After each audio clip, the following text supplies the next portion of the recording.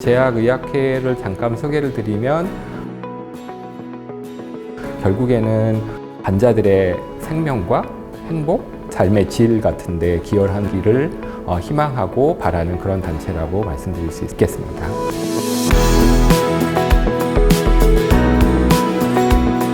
네, 안녕하세요. 저는 제약의학회 회장을 맡고 있는 강성식입니다. 한국 파이자 제약의 의학부의 대표를 맡고 있기도 합니다. 신약의 개발과 신약의 적절한 사용, 출시돼서 적절한 사용, 그리고 출시한 후의 안전성 관리, 굉장히 다양한 일을 하고 있는 그런 사람들의 모임이고요. 제약의학회를 잠깐 소개를 드리면 1995년에 이제 시작을 했습니다. 그래서 올해가 2021년이니까 26살, 좀 이제 청년의 나이가 된 것 같고요.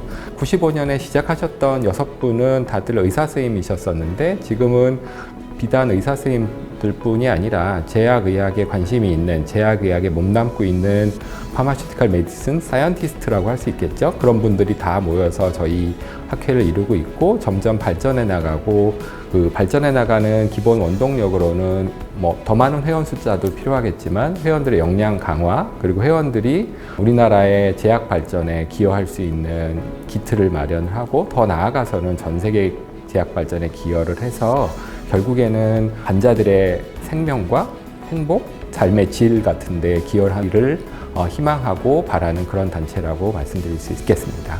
근거가 굉장히 중요하고, 그 근거를 어떻게 잘 만들고 어떻게 잘 전달하고 어떻게 잘 사용할지를 생각하는 여러 가지 부서가 있긴 합니다만, 그 중에 가장 핵심적인 부서가 의학부라고 생각을 하고요.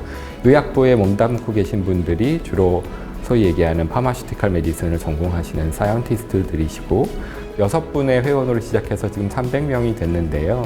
점점 회원이 늘어가는 것과 같은 의미로 점점 더 영향력도 커질 것이고 점점 더 중요한 역할을 할 거라고 기대를 하고 있습니다. 지금 상대적으로 굉장히 소수이기는 합니다. 근데 주로 아까 말씀드렸던 것처럼 파마시티컬 메디슨 하시는 분들이 다국적 회사의 의학부에 계시는 게 그 상황이긴 하지만 점점 더 마케팅이나 이런 쪽으로 진출하시는 분도 있고, 아까 말씀드렸던 것처럼 한 25% 정도는 국내 회사나 바이오벤처에 진출하셔서 신약을 직접 개발하시거나, 그리고 우리나라의 국내 회사 제약의학의 발전을 위해서 기여하시는 분들도 있고요.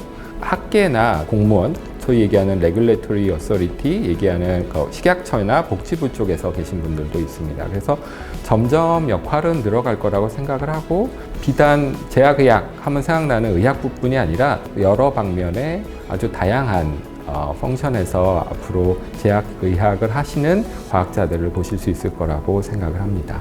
제약산업은 의사가 결정을 해서 돈은 정부에서 내고 실질적으로 사용되는 건 환자가 사용을 하고 파는 거는 제약회사가 팔거든요. 그러니까 사실 사자가 이렇게 묶여 있는 그런 인더스트리예요. 그러니까 보통 우리가 자동차를 사거나 핸드폰을 사거나 이런 걸 사는 인더스트리하고 조금 달라요. 그래서 여기서 의사 및 그 의료를 잘 아는 사이언티스트가 어떤 역할을 할 수 있을까? 사자의 가운데서 이분들을 소위 얘기하는 잘 조율하고 잘 의사소통할 수 있게 가장 잘 도울 수 있는 펑션과 직군이라고 생각을 해요. 굉장히 넓고 다방면의 지식을 가지고 있고, 그리고 여러 가지 스테이크홀더를 다 이해를 해야 되고, 그리고 여러 가지 스테이크홀더들과 다 얘기를 할 수 있는 능력이 있어야 되거든요. 사실 근데 이 얘기를 할 수 있는 능력이라는 게 굉장히 중요한 게, 우리가 사실 과학자들이기 때문에, 의사 과학자들이기 때문에 그 사이언스에 대한 커뮤니케이션을 하는 거는 더 어렵지 않아요. 다들 전문가시니까. 근데 사실 저희가 그런 분들만 얘기하는 게 아니라 공무원들하고도 얘기해야 되고, 환자단체하고도 얘기해야 되고, 어떨 때는 기자분들하고도 얘기해야 될 때 우리의 말, 우리의 랭귀지를 그냥 써서는 그분들이 참 이해하기가 어려워요. 그래서 각자 알아들 수 있는 말을 다 저희가 할 수 있어야 되고 잘 조율할 수 있어야 되는, 약간 4가지 스테이크홀더, 더 나아가서 여러 가지 사회단체의 스테이크홀더랑 조율할 수 있는 조율자라고 저는 생각을 합니다. 약간 목표가 좀 명확해야 될 거라고 생각해요. 그러니까 그냥 뭐라고 표현해야 될까? 그러니까 뜬구름 잡듯이 제약회사에서 들어오면 어떨까? 이렇게 생각하는 것보다 내가 좀 어떻게 뭘 하겠다라는 생각을 해야 될 것 같은데, 그러기 위해서는 이게 무슨 자리인지, 무엇을 하는 사람들인지, 무엇을 하는 집단인지를 좀 알아야 될 것 같아요. 사실 제가 13년 전에 처음 제약회사에 조인을 했을 때는 정보가 굉장히 제한적이었어요. 그때 어떤 선배님이 제약의학 입문이라는 책을 보내주셔서 그걸 읽으면서 아, 이런 거구나 라는 걸 생각을 했었는데, 사실 지금은 인터넷상에서도 파마슈티컬 메디슨이라고 치면 정보가 굉장히 많아요.